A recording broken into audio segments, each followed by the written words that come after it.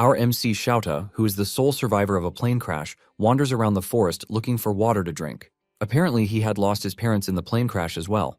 When his body eventually gives in and he begins to lose consciousness, a special forces soldier with an eye patch shows up and asks him if he wants to live. When he replies that he does, the man then makes it clear that he's going to face a rigorous life of battle that he'd regret not dying here. While the man tries to rescue him, his men try to stop him, stating that they're in the middle of a mission and that picking up trash like him would only get in the way. But the man gets furious and yells at them, telling them he doesn't take orders from people weaker than him. That was how Guzu Kyuhei, the captain, became Shouta's adoptive father. When they return to the base, Guzu hands Shouta a revolver and tells him it's his now. He explains to Shouta that he has to both live with it and die with it, but he knows that dying is still a long way off for him. Guzu gets him some food and water and tells him that when he's done eating, he will become a warrior, taking him by surprise. After the meal, Guzu reveals his plan to train Shouta relentlessly and turn him into a full-fledged warrior just within 5 years. Guzu is a combat professional conducting guerrilla operations worldwide. Just like he said, Guzu begins putting Shouta through various rigorous training sessions. He is taught martial arts and how to handle all kinds of weapons as well. Before he knew it, he had become so strong that no one in the unit dared to treat him like trash anymore.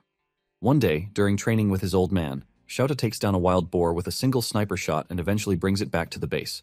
Learning about his plight, the rest of the men in the unit marvel at his undeniable talent, as he's only 10 years old. Some even remark that he might actually have more talent than the captain, who is rumored to be able to shoot a deer's right eye from a kilometer away. 12 years later, in an enemy camp, the ops are seen talking about the appearance of a certain dangerous mercenary called Crimson. According to them, Crimson is rumored to be a master sniper who can shoot the left eye of a mosquito from 2 kilometers away. With someone like that against them, they realize they might be cooked. One of the recruits, who doesn't believe such a thing is possible, disagrees with the rumor, but then the unexpected happens. A sniper bullet gets lodged into his skull from nowhere, driving the whole camp into pandemonium. Apparently, they happen to be deep inside their army territory, so they believe there should be no way for an enemy to infiltrate. All of a sudden, another shot is taken, and this time the general gets killed. Meanwhile, Crimson, who happens to be Shouta, is seen having a good time on a distant skyscraper as he wipes out the entire camp. He had been given the mission to kill the general and cause the unit maximum damage for 50,000 euros. When he decides to head back to report to his old man, a nearby enemy unit spots him and starts charging at him immediately. He's then forced to bring out his revolver to take care of them. Seeing the revolver, the men mock him, calling him a novice, but little do they know the 3 advantages that the revolver has over other weapons. Firstly, it doesn't jam. Secondly, it can use large caliber bullets with high power penetration. And thirdly, it has received the divine protection of the goddess of the battlefield. With just 3 shots, Shouta asserts his dominance and wipes out the entire unit. He's then rescued from the scene by Guzu with a chopper. On the chopper, Guzu congratulates him for killing his 3rd general in the war, but announces that he has a new mission where Shouta is expected to go to Japan. As expected, Shouta assumes that it's probably an assassination mission involving the prime minister or someone else of a high caliber. But the old man interrupts, telling him he's going to be teaching in a prestigious high school. Since Shouta can fluently speak 5 languages, Guzu tells him his mission will be to infiltrate the school as an English teacher. A short while later, a fake ID is prepared where he's given an undercover name. He then boards the plane to Japan, wondering what kind of obstacles he'll meet this time. Arriving in Japan, Shouta stops by to get some food at a convenience store. He's pretty impressed by the taste, hygienic packaging, and most importantly, the cheap cost. But what strikes his attention the most is how peaceful the place appears to be. Looking around, all he sees are people going on dates, picnics, or just having fun in general. He then wonders what mission could be waiting for him in such a peaceful country. After eating, Shouta heads to the safe house that was prepared for him. Getting to high-class residential area, he finds his apartment within a skyscraper and is impressed with the looks. The apartment also happens to be close to the school he has been sent to teach at. When he gets in, Shouta notices something unusual, but decides to sit down anyway. Shortly after, a man comes charging at him from behind with a knife. Thanks to his sharp observation skills, Shouta can detect him on time. He picks a bottle of water and throws it at the man to disrupt his field of vision. He then punches him straight in the face to the man's surprise.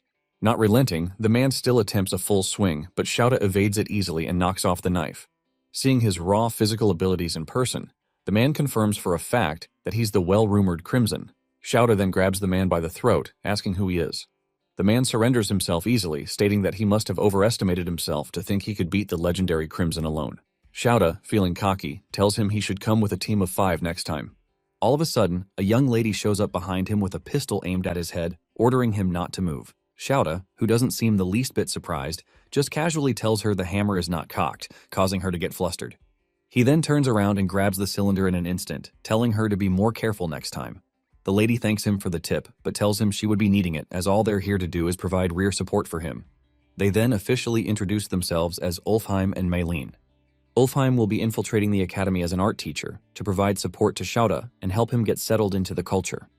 Maylene, however, will be infiltrating as one of the students to equally render support from the shadows. Xiaota then reveals that he had sensed their presence the moment he walked in and had just waited to see what they were made up of. He asks if they purposely made their attack cheap just to check him out, but the duo's spirits get shattered as they were really trying their best. When they ask if he has any questions, Xiaota asks how Maylene thinks she can pull off a teenager look when she's clearly in her 20s, pissing her off in the process. She then explains that since her skin is flawlessly smooth, she wouldn't really stand out in the midst of the Japanese high school girls. Ulfheim cuts in, telling her to stop glazing herself, and she ends up snapping again. The duo then later decides to brief Xiaota about the mission. The goal is to infiltrate the academy to protect Sakurako Kujo, the daughter of the president of a global military corporation, who attends the school. It happens to be a hidden Japanese military corporation that is known for developing war equipment from rockets down to ammunition. The corporation is said to be using neighboring countries as detours to evade the country's arms export principles, which wasn't really an issue as long as it was limited to the West. But they received reports that President Kujo had started funneling the products to communist countries, which would eventually lead to world destruction. Since organizations from all over the world are now interested, they are most likely going to try to use his daughter as leverage on him. That's why someone as skilled as Xiaota was hired to monitor and guard her from these unknown people.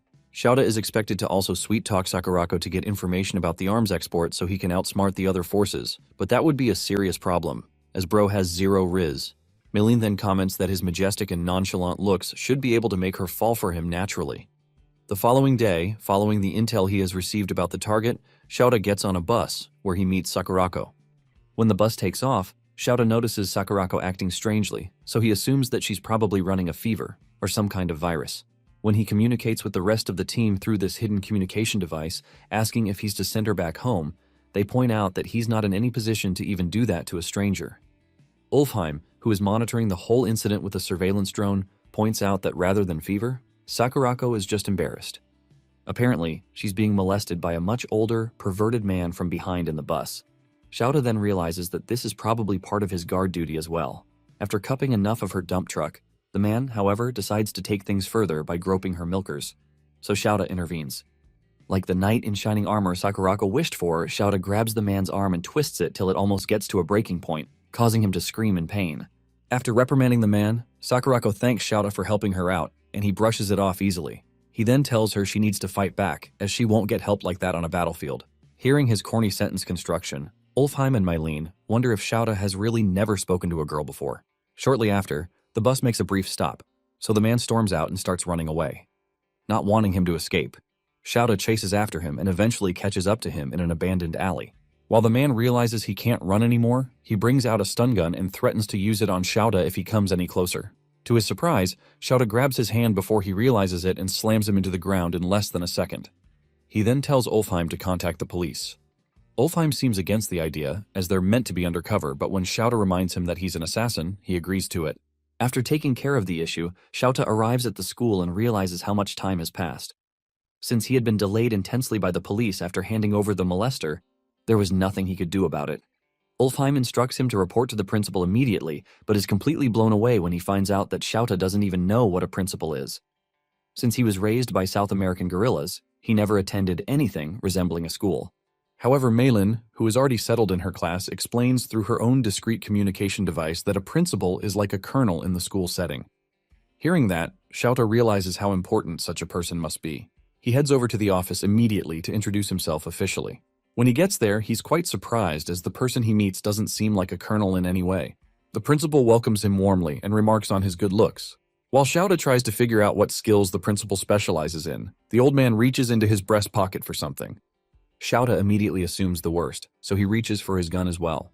Thankfully, Ulfheim and Maylene can stop him in time from causing huge havoc. From his pocket, the principal brings out a Japanese business card, which he hands over. Xiaota accepts the business card wholeheartedly as the principal introduces himself officially to him. He equally introduces himself and apologizes for coming late, but the principal tells him not to worry about it. Shouta is quite surprised at the old man's benevolence because back in the military, an offense that grave would lead to a court-martial. The old man then explains that he received a report from the police about the situation he handled, so he commends him for his brave act. He then assigns Shouta as the assistant homeroom teacher for Class 2B, which Sakurako and Mylene happen to be attending. While leaving the office, Shouta accidentally refers to the principal as Colonel, taking the old man completely by surprise. On his way to the classroom, Ulfheim is forced to confirm that the only weapon on Shouta is his revolver.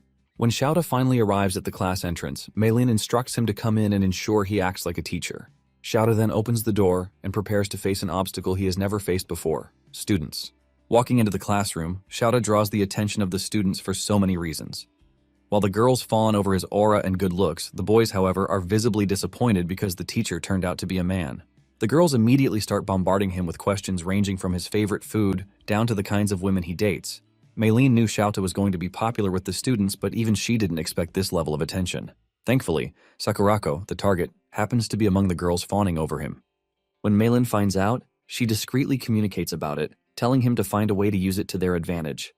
But before then, Shouta still has to introduce himself to the students. Facing the students, Shouta talks with a very calm voice, introducing himself as their assistant homeroom teacher and new English teacher. He also specifically mentions that he can speak 5 different languages, asking whoever is interested in learning to come see him during break time. As expected, the girls give in to his charm, openly expressing how much they like him. Meanwhile, a male student who happens to be infatuated with Sakurako is seen beaming with jealousy at the sight of her blushing at the new hot teacher. The homeroom teacher seems quite impressed by his qualifications as well. When she asks what his hobbies are, Shouta thinks about sniping, but he knows he can't say it. He then states that his main hobby is weight training, striking the students' interests even more. However, one particular chopped male student burns with so much hatred and jealousy. Apparently, he had told his classmates his hobby is weight training as well, but they only laughed at him. Seeing them give a different kind of reaction to the attractive teacher becomes too unbearable for him to take. He wraps a huge piece of paper and throws it at the professor with immense force, determined to make him lose some aura points. To his surprise, Shouta, who had already turned around, catches the paper just before it touches the back of his head. He then casually drops it in the trash can, making the girls trip even harder. During the break period, the girls scatter around the school in search of Shouta but can't seem to find him anywhere. Like the other students, Sakurako also wants to talk to Shouta, but for some more personal matters. When Mylene finds out about this, she contacts Ulfheim, asking to know if he has surveillance on Shouta, as she equally can't find him. After searching for a while, Ulfheim finds him, but not in a peaceful condition, so he alerts Mylene about it. Both of them then rush to the location to find out what is going on. Meanwhile, behind one of the buildings in the school, Shouta meets up with one of the students, who had invited him out to discuss matters about Sakurako. Seeing the student with a baseball bat, he gets confused and asks if the student is in the baseball club. Pissed, the student replies that he's in the go-home club. Clueless as ever, Shouta gets even more confused as he asks if such a club really exists, causing the student to lose more patience. The student then tells him he doesn't like him because of the way Sakurako looks at him, mesmerized. Shouta replies that he doesn't know how she sees him, but he'll be taking his leave as he has no intentions of playing baseball. Just like that, the student snaps and charges at him with the bat, openly declaring his intentions of bashing Shouta's head in. When he takes the first swing, Shouta dodges it easily and tells him he's out of range. The student gets furious and takes a couple more swings, but Shouta keeps lecturing him on how to swing properly as he evades them. He eventually gets tired of playing around, so he knocks the student out with a gentle palm to his forehead. Ulfheim and Mylene then arrive at the area and are shocked to see that, apart from the previous roller coaster of events, Shouta has also beaten up a student on his first day. Shortly after beating up the student, Shouta carries him on his shoulders to the school infirmary. Walking through the hallways, the present students are astonished to witness what's going on. Some of the students identify the student as the delinquent from Class 2B and assume that he probably got hurt while messing around. However, the female students around wonder who the hot teacher is. Ulfheim and Mylene, who accompany him, try to downplay the whole situation, announcing to the students that the delinquent simply fell and passed out. When they get to the school clinic and place the delinquent in the bed, Mylene asks if he has any idea of the situation he just put them in. Shouta replies that it's similar to the one time he tried to take his old man down and got his butt kicked. That's when they realize just how far gone Shouta is from a normal life. All of a sudden, the health attendant arrives with the principal, gasping heavily for breath. They had received reports from numerous students about the situation, so they had to verify it. While the health attendant checks his condition, the principal asks about what happened. Mylene then immediately responds that the student had slipped on a banana peel and passed out from hitting his head on the floor. She explains that Shouta just so happened to find him in that condition, so he had carried him all the way to the clinic by himself. The health attendant then cuts in that the injury doesn't seem like a banana peel-inflicted movie and that they can't fool him. The geezer begins a boring game pep talk about how he has been a nurse for 40 years and how he also happens to have a black belt in karate. He then concludes by stating that the student appears to have been hit with a palm strike by somebody. He turns to Shouta and straight up accuses him, as he looks like someone with martial arts knowledge. The principal, however, is in utter disbelief, hearing the accusation, but he patiently waits for Shouta to deny it. The geezer, however, then presses on, telling Shouta to confess before the student wakes up. Seeing how badly things are turning out, Mylene discreetly communicates with Shouta, telling him this is not the time to be calm, as he could really get fired if the truth comes out. However, Shouta simply responds that there's no need to panic, as he knows it won't turn into a major event. Besides, he believes he'll still be able to protect the target, even if he gets fired. Suddenly, the student wakes up screaming and checking if he's still alive. He then shortly recognizes the environment as the school clinic. When the health attendant asks if Shouta was the one responsible for what happened to him, he considers exposing him, but decides to keep quiet for some reason. The old man interprets his silence as intimidation, so he proceeds to call the police to report the case as assault, but to his surprise, the student stops him. He then tells him he sustained the injury from falling and that they shouldn't make a big deal of it.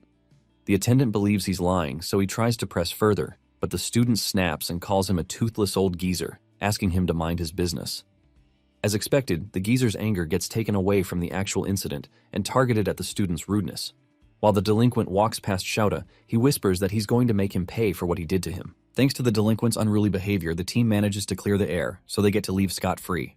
While they head out, Shouta casually mentions how similar delinquents are to mercenaries in the aspect of upholding their reputations. He had taken a gamble on the fact that the delinquent wouldn't want news to get out about him getting ragdolled by a new teacher in school. Hearing this, Ulfheim and Mylene are pretty impressed as they confirm that Shouta is indeed no ordinary mercenary. The team then decides to resume their duty of protecting their princess. On their way, Mylene makes a corny joke, likening their mission to the Mario Brothers, but as expected, Shouta doesn't get it. Meanwhile, a suspicious student is seen stalking Sakurako while thinking to himself that all he has to do is capture her, and then the world can be his. The team eventually finds Sakurako changing her shoes in front of the school locker room, so they realize she's about to head home. Ulfheim, however, voices out his concerns about the Japanese unusual culture of switching shoes when the school clearly has cleaners. But Mylene teases him about it, calling him ignorant. Both of them then get into a squabble as they begin calling each other names. While Sakurako heads out, Shouta notices something unusual, so he orders Ulfheim and Mylene to freeze. He then points out the fact that while the other students are leaving, a particular student seems to be standing still in the locker room. Worse still, he's standing directly behind Sakurako's shoe locker. Meanwhile, the student is seen setting up a peephole under the locker so he can take pictures of Sakurako without anyone getting suspicious. While Shouta tries to call out to him, the creepy student picks up her indoor shoes and begins to sniff them like his life depends on it. Seeing this, although Sakurako is still suspicious, the other two understand the situation, so they ask him to leave the student be. They explain that the student is simply a pervert, popularly known in Japanese as a hentai. As expected, even though the term hentai has now become a globally understood term, Shouta still has no idea about it. While the strange student sniffs the shoes, he imagines himself in a kinky situation where Sakurako is a dominatrix, and he's her slave. Ulfheim explains to the puzzled Shouta that there is just a set of mentally derailed people who steal people's stuff and use them to fantasize about them, without actually talking to them. Shouta, however, refuses to believe that someone that weird exists. He believes the kid has a motive, so he makes up his mind that he's going to interrogate him directly. When Shouta leaves, Mylene wonders if he's going to be okay, but Ulfheim asks her to let him be, as he needs to experience stuff like this to understand the world better. He then instructs her to go after Sakurako and try to befriend her to make things easier. Mylene then takes off, leaving Ulfheim to handle the situation with Shouta so it doesn't get out of hand. While the creepy student walks home, staring at shots he took of Sakurako earlier, Shouta shows up behind him in a disguise and puts a plastic bag over his head. He then instructs him to cooperate with him as long as he wants to make it out alive. The student cooperates, so Shouta takes him into an abandoned warehouse where he straps him to a chair. He then questions the kid rigorously, asking what organization hired him, while threatening him with a piece of broken glass. The kid seems completely clueless, so Shouta lists out a series of well-known organizations, asking which one he belongs to. He then tells the kid that he has killed members of all the top-secret organizations, and that he won't be an exception if he keeps trying to harm Sakurako. Terrified to death, the kid immediately explains that he's not trying to harm her in any way, but Shouta still doesn't believe him. He accuses the kid of trying to add some poison or explosive compounds to Sakurako's shoes when he was toying with them earlier. But the kid explains that there's no way normal civilians can get stuff like that in modern-day Japan. Still, Shouta decides to take his interrogation to the next level. He tells the boy that he's going to peel the skin of his neck, and that if he flinches, then he's an agent targeting Sakurako, but if he endures it, then he's a high-guts agent with deeper intentions towards her. Hearing his condition, the boy, who was already drenched in bodily fluids, starts to panic even more. Shouta then fakes an attack towards the kid, causing him to piss himself and pass out. From his reaction, he can confirm that the student is not an agent. Shortly after, Ulfheim walks in and thanks Shouta for holding himself back from actually attacking the student. They take the student to a bus stop and leave him there to regain consciousness as they leave. They both then head over to resume Sakurako's protection. Meanwhile, Meilin catches up to Sakurako and pretends to be headed her way, but little do they know there's a professional sniper awaiting orders to take a shot at Sakurako. Upon spotting Meilin approaching Sakurako, the sniper, who doesn't want to mess up his mission, decides to wait for the perfect shot at his target. Meilin, on the other hand, who is oblivious to what's going on, chats with Sakurako, asking about makeup and whatnot. She introduces herself as a foreigner currently studying in Japan. When she hears that Japanese schools don't allow makeup, Meilin gets pissed, and she attacks the schooling system for being strict. She then mentions how students overseas can dress and act the way they want and even smoke. Sakurako is stunned by the level of liberty other students have. Unknown to her, she's at the edge of the walkway, so she loses her balance and nearly falls to the road where an incoming vehicle is fast approaching. Thankfully, Ulfheim shows up and saves her from being run over. As a result, Ulfheim gets drenched from the puddle the car had splashed, but he doesn't mind as long as Sakurako is well.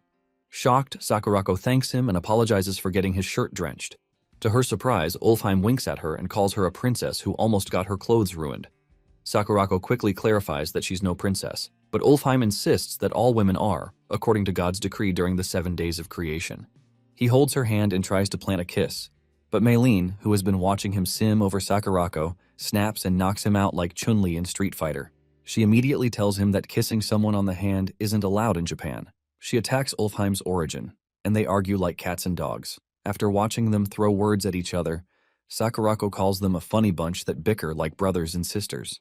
The assassins then talk to each other, and Meilin learns from Ulfheim that someone had tried targeting Sakurako. Meanwhile, on the rooftop, the sniper has his sight locked on Sakurako, but Shouta shows up and blows his brain out. Shouta then wonders who they are and if they want to capture Sakurako. Later that night, in Sakurako's room, Kane, Sakurako's maid, sees Sakurako sighing over and over, so she asks the girl what the matter is.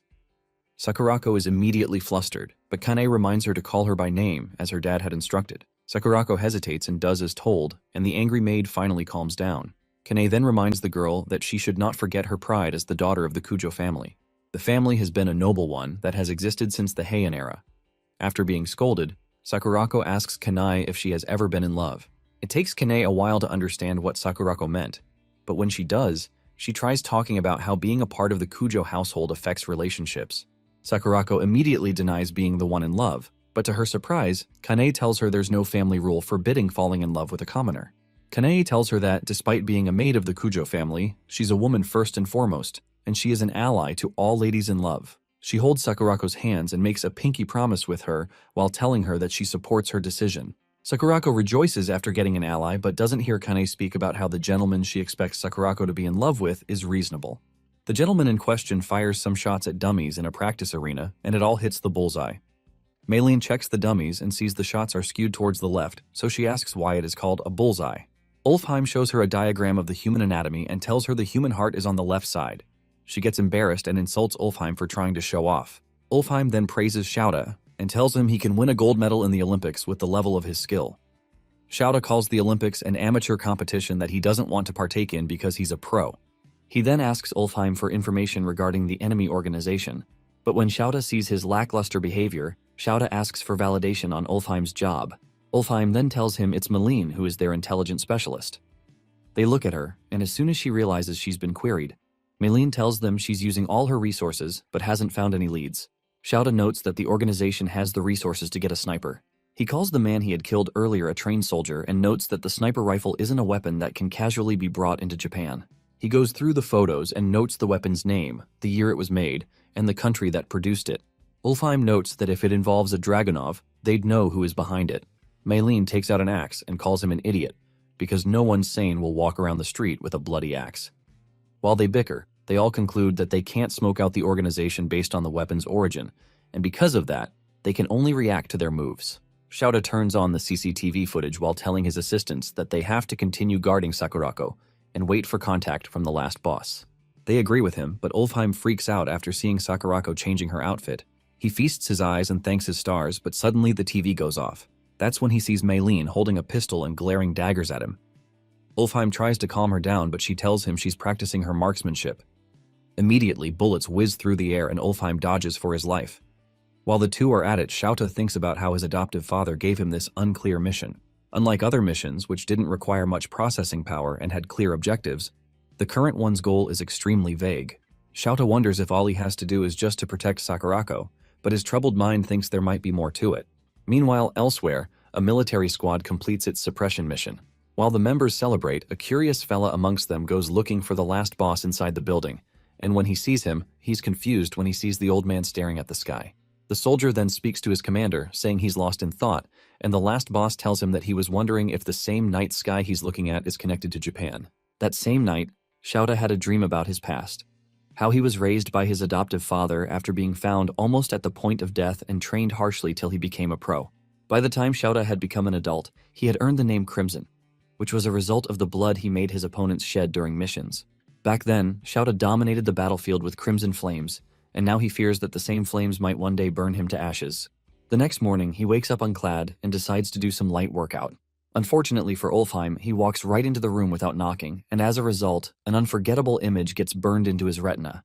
As he tries to forget what he had just seen, Ulfheim says he'll need to go on a date with 6 different ladies to cleanse his eyes. As Shouta dresses up for school, he asks Ulfheim if he's good at such a mission, and Ulfheim brags about being able to complete it within a day. Curious as to why Ulfheim entered his room, Shouta asks Ulfheim why he's around, and Ulfheim latches onto him before saying that he was worried about him due to the night and day difference between war and Japan.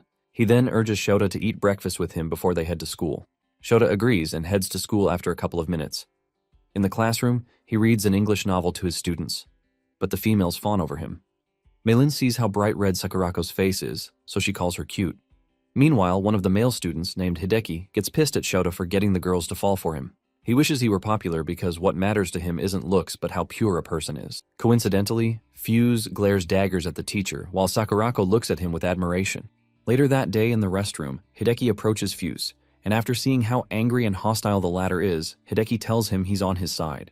Confused, Fuse reminds Hideki that he's a loner, and Hideki accepts, but he then brags about his wealth. Fuse affirms that Hideki is rich, and Hideki tells him that if they combine forces, he can pay the delinquents Fuse can call over and have them beat Shouta up. Fuse thinks about and immediately buys the idea, so they shake hands and ally.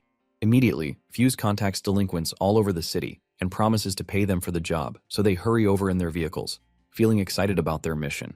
The following day, as Sakurako gets down from the bus and walks to school, the students adore her beauty. Meanwhile, in a bus parked not far from their school, Ulfheim and Maylene monitor Sakurako with one of their drones. There, Ulfheim praises Sakurako's beauty, and even Maylene had to stylishly admit that Sakurako is above her.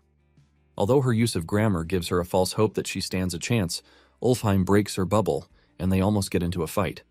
Confused, Ulfheim asks why Sakurako acts carelessly because by all standards, she's supposed to be guarded and not walking alone to school. Maylene squarely reminds him that it's the reason they are employed, but Ulfheim reminds her of how powerful people have envoys. Realizing what he means, Maylin then explains that it's Otori Academy's rules that forbid students from commuting to school in vehicles. The school doesn't allow classism, and all classes of society attend. Maylin tells Ulfheim that the school motto is independence and self-reliance, but Ulfheim takes it as an instruction for the rich students to learn from the commoners. Maylin then continues by explaining that Sakurako's dad initially wanted his daughter to attend an all-girls school till university, but the young lady insisted on going to Otori. While watching Sakurako, Ulfheim says she captivates every man around her by walking. Maylin then tells him it's the same for Shouta. They watch Shouta walk to the school and see as many girls fawn over him. Ulfheim stares at the two popular figures and says they could have been a royal couple had they been in a different time. Maylene partly agrees but then notes that trouble always looms whenever a prince and princess fall in love. She instructs Ulfheim to point the drone's camera ahead of Shouta, and when he does that, they see Fuse with a group of delinquents standing in Shouta's way. Fuse mockingly greets Shouta, but Shouta casually replies. The boy gets pissed at his teacher's behavior, but it still stands as a hindrance. Maylene and Ulfheim, who observe through the drone, indirectly call Fuse a caveman for showing up with reinforcements after Shouta had previously floored him. Ulfheim then tells Maylene that there's a problem. and it is that numbers don't matter before the legendary Crimson. Since Shouta got the message, he pulls off his tie and asks Fuse to follow him somewhere quiet. Fuse agrees and they go to the riverbank. There, Fuse cockingly declares that they outnumber Shouta 20-1. He believes Shouta doesn't stand a chance due to the difference in numbers, so he gives the teacher the option to cry and apologize, and that way he may be spared. To their surprise, Shouta gives them the same condition and then reminds them that he wishes they didn't fight because he's their teacher. They laugh at him and conclude that Shouta isn't good at math. With 2 words, Fuse orders the delinquents to fight Shouta. They immediately rush at him, but he folds them and whoops them like it's a walk in the park. The others get terrified as he perfectly knocks down their comrades. They say Shouta isn't human, but Shouta assures them that he is. But he was simply trained on the battlefield. As he strikes most of them down, the others panic and yell that they weren't informed beforehand about how strong Shouta was. Fuse gets mad at them for failing to take down one man, so he yells at the bikers to run Shouta over. One of the delinquents immediately starts his bike and charges right at the English teacher. What happened next shocks everyone watching, as they did not expect Shouta to step on the bike and kick off the rider like a ball. He picks the bike up and sits on it. Fuse loses his fuse and yells at the others to attack Shouta, but Shouta shocks him by driving straight at him like a raging bull, but then momentarily stops inches from his face. Fuse sweats buckets and falls to the ground, but still tries to act tough, so Shouta tells him to thank his stars that the Japanese bikes have well-built security systems. The teacher then asks them if they still want to have a go at it or not. On hearing this, the delinquents think about it for a bit before making the wise decision by bidding Fuse farewell and running off. Fuse is shocked by their behavior, so he orders them to come back, but they shut him up and call him a coward for not fighting. The other boys who stick around advise Fuse to give up since they never stood a chance when they were about 20 compared to now. Frustrated, Fuse grits his teeth and then yells at Shouta, calling him a fighter. Shouta calmly replies to him by asking what Fuse wants, then calls him a coward. Fuse then admits that Shouta is good at fighting, but then asks if he has guts. Shouta asks him what he means, and Fuse tells them to settle it with a chicken race. He gets on another bike to challenge Shouta in the game, whereby the first person to apply the brakes between them as they drive towards the wall loses. Maylene gets mad after seeing Shouta agree to such a ridiculous game, so she asks Ulfheim to connect her to him. Immediately as the connection is made, she asks him if he seriously wants to take up the challenge, and Shouta affirms. She then asks him if he's dumb because he can easily solve the matter by beating them to a pulp. She then asks him what he'll do if, by some chance, he loses the chicken race. Shouta plans to find out when he crosses the bridge. With that, he disconnects the audio. Maylene yells at Ulfheim, saying that Shouta has violated orders. She worries about what the boss will say if he finds out. Maylene then asks Ulfheim to turn back the audio, but to her surprise, he refuses. She snaps at him and hits him for being so stupid, but Ulfheim tells her that Shouta would never lose. The day Shouta knocked out Fuse when the brat tried attacking him, Shouta carried the boy back to the infirmary. Then, Ulfheim had asked Shouta why he was being too nice to the boy, so Shouta narrated how he had a soldier much younger than him join his unit when he was fighting in the jungles of South America. Despite the boy being very young, Shouta and the last boss had allowed him to participate in the war because the boy needed to feed his family. Back then, Shouta had grown close to the boy and tried teaching him Japanese. Unfortunately, the day after he taught the boy how to say goodbye in Japanese, the little soldier was killed in action. Now, the reason Shouta had decided to help Fusey was that he looked just like the fallen little soldier. As Ulfheim watches them about to race, he sees Shouta smiling after being trash-talked by Fuse, and notes that Shouta might be better suited as a teacher than a mercenary. Rain starts falling at the venue, and as they rev their bike, preparing for the race. The referee announces that they are to take off as soon as the can he throws hits the ground. Maylene has a bad feeling about the race, but Ulfheim calms her down by saying Shouta is a teacher after all. She refuses and says he's just a legendary mercenary. Still, Ulfheim supports Shouta and tells her that Shouta might become a legendary teacher. Curious, he anticipates the outcome of the race. A few seconds later, the referee throws the empty can into the air, and as soon as it lands, the bike riders kick off. Shouta outpaces him and accelerates towards the wall. Fuse also picks up speed, and it has his henchmen worry about him. Still, Shouta doesn't waver and doesn't reduce his speed despite the wall getting closer than ever. Seeing this, Maylene freaks out, knowing that if they crash into the wall at that pace, Fuse will die. Ulfheim, on the other hand, commends Fuse for being gutsy, but Maylene worries about Shouta's teaching career because if he gets Fuse killed, that'll be the end for him. Ulfheim, on the other hand, says that can only happen if Shouta abandons the boy, but he is sure Shouta won't do such a thing. As they approach the wall, Shouta glances at Fuse and sees the boy risk his all just to save his face in school. At the last minute, Fuse applies his brakes out of fear of being turned into mashed cheese, and immediately Shouta intervenes by leaping off his bike and saving the boy. He acts as a meat shield while falling to the ground and protects Fuse from being grazed. The bikes, on the other hand, slam into the wall. Shouta then gets up after sustaining an injury on his forehead and asks Fuse out of concern if he's okay. Fuse wakes up and sees he's safe, so he assesses the situation and realizes that Shouta had saved him. Shouta observes him and relaxes after seeing that Fuse isn't hurt, so he walks away. Utterly confused, Fuse asks Shouta why he saved him, and Shouta should have left him alone. Shouta then realizes that the reason Fuse has been acting this way is that he is always alone. The boy grits his teeth from the impact of Shouta's words and tells Shouta not to pity him. Fuse then recalls how his parents didn't care for him, and he had to fend for himself in such a lonely world. Shouta approaches him and tells him that in the world he knows, children aren't left alone because they are also valuable combat assets and labor forces. He explains to Fuse that he has lived in a world where a child's life is as light as a feather, but it's a problem for Fuse, who hasn't reached out to all these while. With that, Shouta stretches his hand at Fuse, and the boy is shocked to see someone show concern about him. Shouta then tells Fuse that he isn't alone, and if he ever feels like lashing out or getting pissed off at something, he should come to him. And if it's a fight, he'll take Fuse in as many times as he wants. The boy bursts into tears, and then shakes Shouta, agreeing.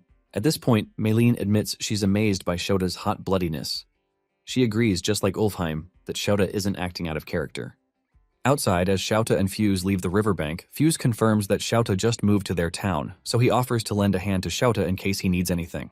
Shouta agrees by using weird terminology, and the boy struggles to grasp what he's saying. Maylene then realizes that their organization has to clean up the mess Shouta and Fuse had made. Worst of all, she's the one in charge. As the males walk back to school, Hideki stares at them from afar and curses Fuse for being a coward.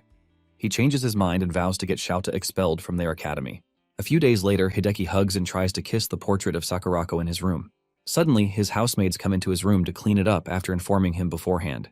He quickly covers her portrait and looks very embarrassed due to almost being discovered. He then yells at them for entering his room without his permission and threatens to have them fired. He orders the old ladies to leave his room, and as soon as they leave, they continue their cleaning elsewhere while talking about how the lord of the house will be pissed if they don't clean Hideki's room. Another maid tells her not to worry because the geezer is always so busy with work that he rarely comes home, and when he even comes home, he always heads straight for the villa in Izu where he polishes his favorite vase.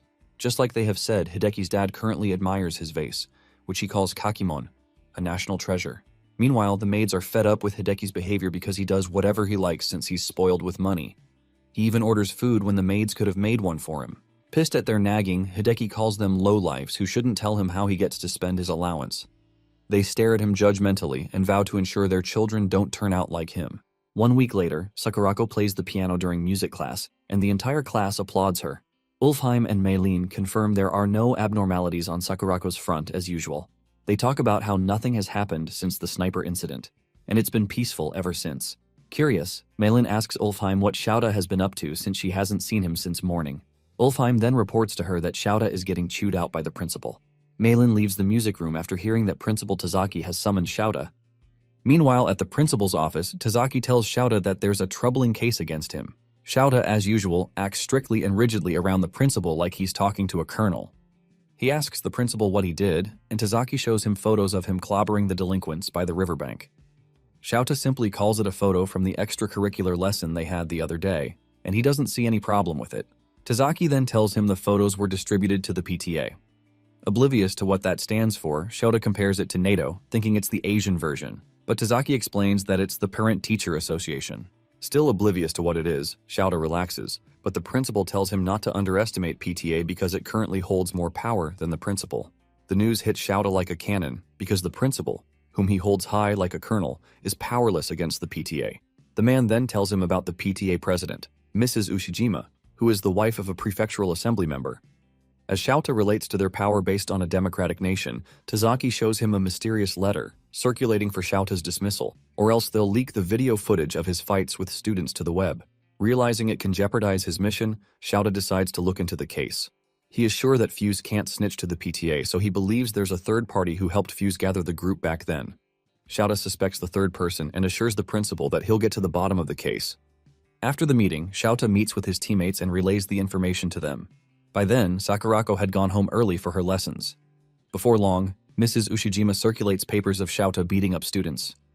She blots out his eyes, as if that's enough to help counter defamation. Curious, Ulfheim asks Shouta how he plans to solve the case after seeing how relaxed Shouta looks. Maylene thinks otherwise, so she asks him for his plan against the PTA. The clueless militant then calls the PTA the academic variant of NATO, but his teammates realize that he doesn't know what a PTA is. Ulfheim tells him that the PTA is an auditing body that watches over the school's order. Upon hearing him, Shouta relaxes and tells them that there's no problem because he's on the side that corrects the order. Ulfheim asks for an explanation. Shouta tells him that he was simply giving the kids some educational guidance. Mylene doesn't fully agree with him, and she reminds him that there were lots of injuries. She tells him it isn't some hot-blooded teacher drama, and they aren't in that kind of era anymore. Ulfheim then tells her that he simply has to create Shouta's era.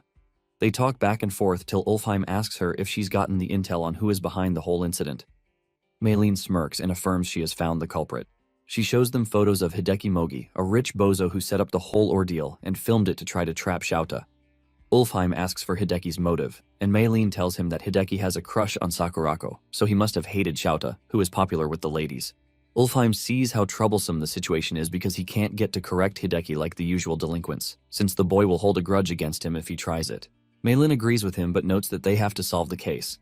They ponder on the matter, and to their surprise, Shouta, who has been quietly reading through a report, closes the book and tells them he can solve the problem within 1 or 2 days. They curiously ask him for the details, and he tells them. That same evening, Hideki confronts Fuse for failing to get rid of Shouta despite paying him handsomely. He gets mad at Fuse for wagging his tail at the teacher, but Fuse tells him that Shouta isn't a bad guy. Hearing Fuse speak positively about the teacher makes Hideki furious, so he tells Fuse to snap out of it and tells him they aren't in a soap opera. Hideki then shows Fuse the article he had published and says it's only about time before Shouta gets fired. Fuse looks at the article and then tells Hideki that it's pointless to talk to him. He pats him on the shoulder, and as he walks away, he tells Hideki that he hopes he can change someday, and when that time happens, they should go to the arcade together. Hideki stomps his foot angrily after hearing Fuse back out and calls the boy a coward. He calls Fuse a pauper who is just after his wallet. Left alone, Hideki notes that everyone is dancing to Shouta's tune because of his good face, so he plans to make the teacher taste hell. Later that night, the 3 agents drive through the city in a disguise, and they have Hideki, who is in tears, bound and gagged.